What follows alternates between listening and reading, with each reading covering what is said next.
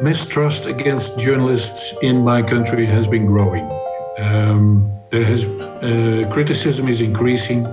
There's distrust of the government. There's distrust of media. We have a populist movement who criticizes journalists. There are at least two parties in parliament who have called journalists scum. When that happens, that's an invitation to the audience to harass journalists, to intimidate them.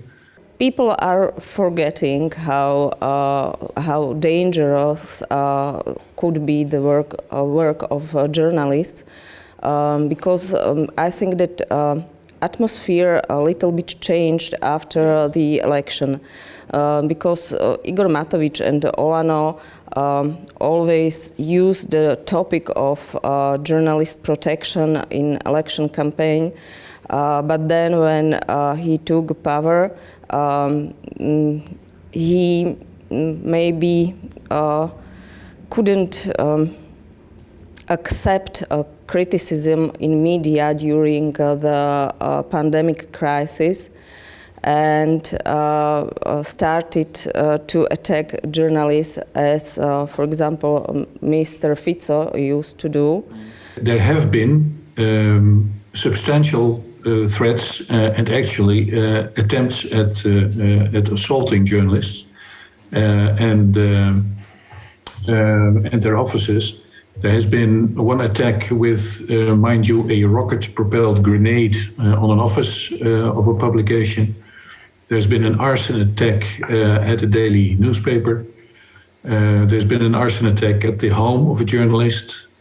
And there have been other violent incidents against the lives of journalists. Now, mostly they have been dealt with in court or by the police, but there are hidden threats. What do you do about it? Well, there's one: prevention. So we organized a platform on the internet. It's called Press Safe.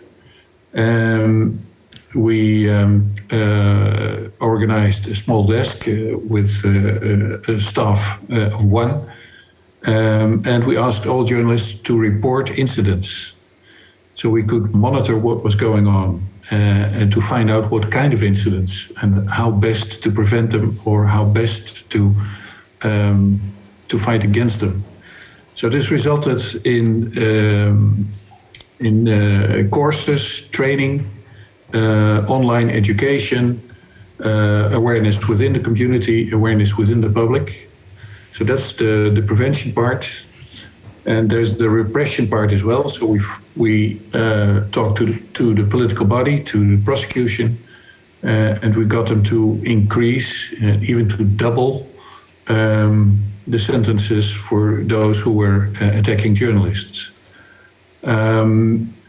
Then we got the publishers to finance this platform. Then we got the state to help finance this platform. And now we have a well-organized small organization which is dedicated only to safety for the press. Politicians promised before the election a law to protect more journalists. I know that Ministry of Culture prepared a proposal of a constitutional law which should protect not just journalists but also their sources.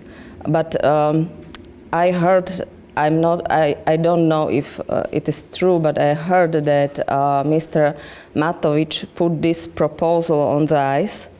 I spoke with one very important member of parliament from Olano, and he told me that we know that journalists don't like us, so this is some kind like revenge. We also try to protect ourselves more. For example, before the murder, we didn't use such platforms like Signal, WhatsApp or Threema.